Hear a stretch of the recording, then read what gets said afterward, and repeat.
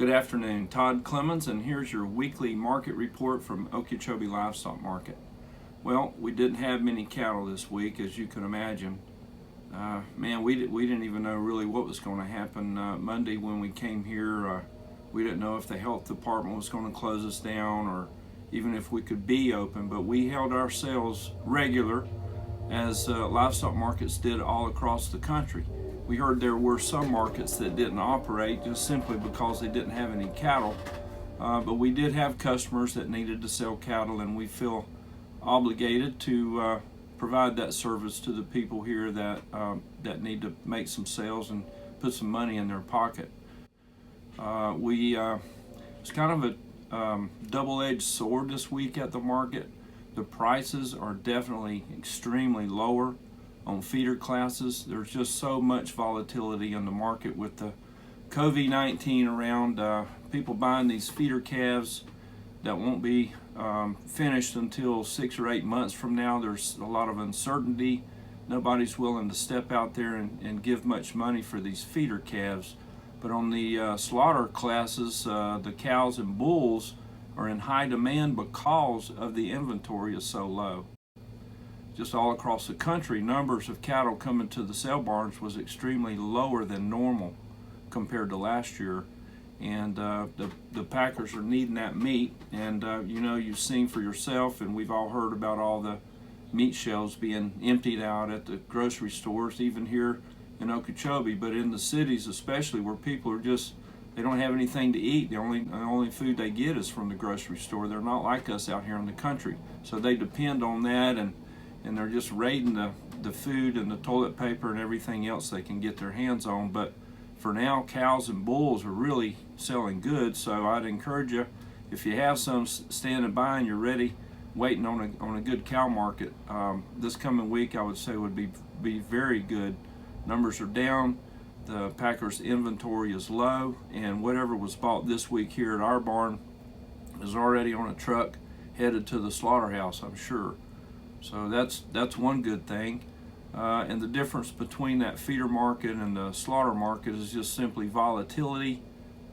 Nobody knows what's going to happen. We know this is not going to last forever. It's a short-term deal that we're going through, but who knows how long that's going to take. Let's just look at where China came from.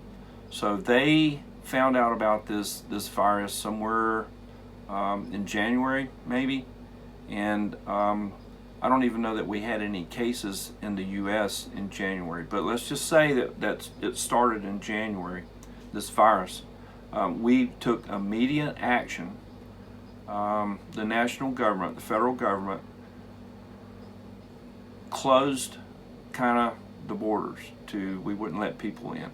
We were starting to kind of lock down and prepare for this pandemic.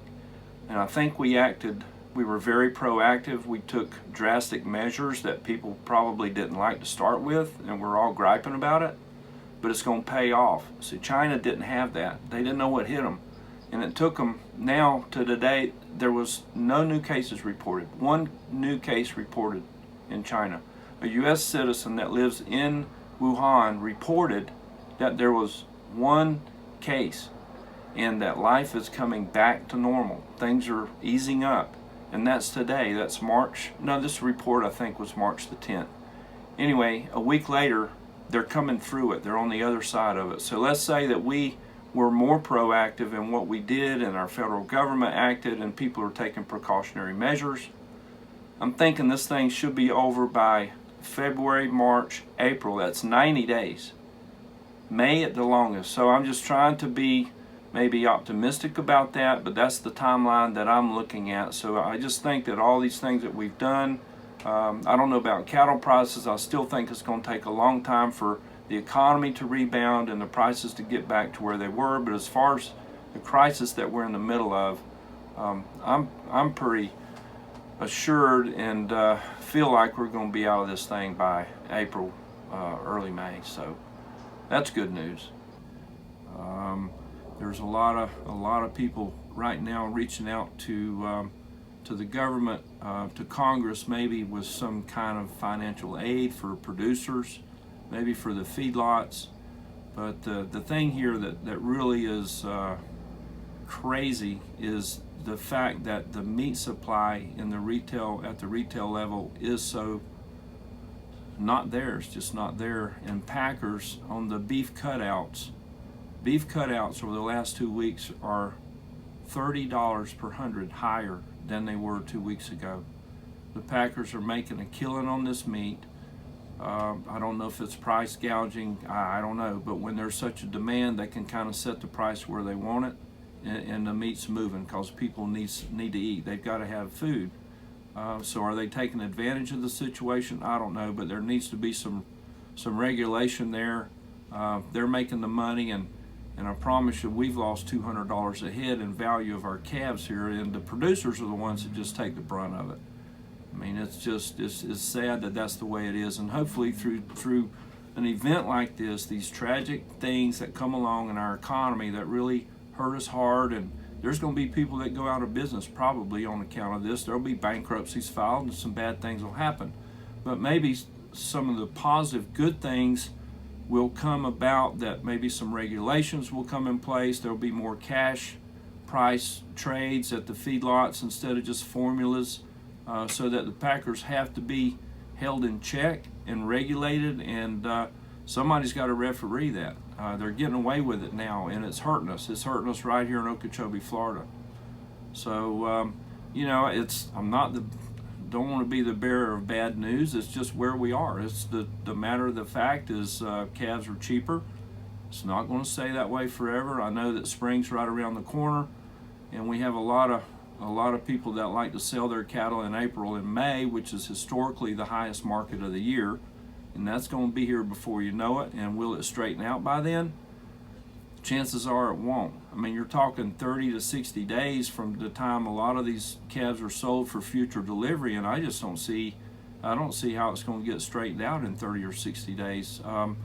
It may take the rest of the year for it to get back to where it needs to be. But anyway, that's all I know to say about that. We'll just work our way through it. We're here. We're open. If you need to sell cattle Monday and Tuesday this coming week, we're going to be here.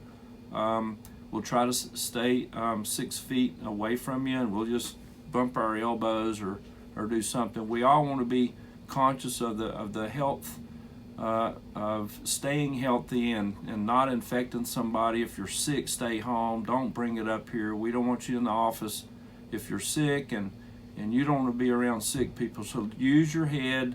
Wash your hands, eat beef, drink orange juice, do all the healthy things that you know to do, and we're going to work through it, and it's going to get better. We did have some, I guess they were high prices. They were the highest prices that we had, which wasn't that good on the calf market, but we had a little old calf from Likes Brothers. That little calf weighed 180 pounds, and he brought $2.10, and he was bought by DNS. But on the cow side, we had a 74-cent cow that weighed 1,270 pounds, bought by Brown Packing. That's your market report. Thank you.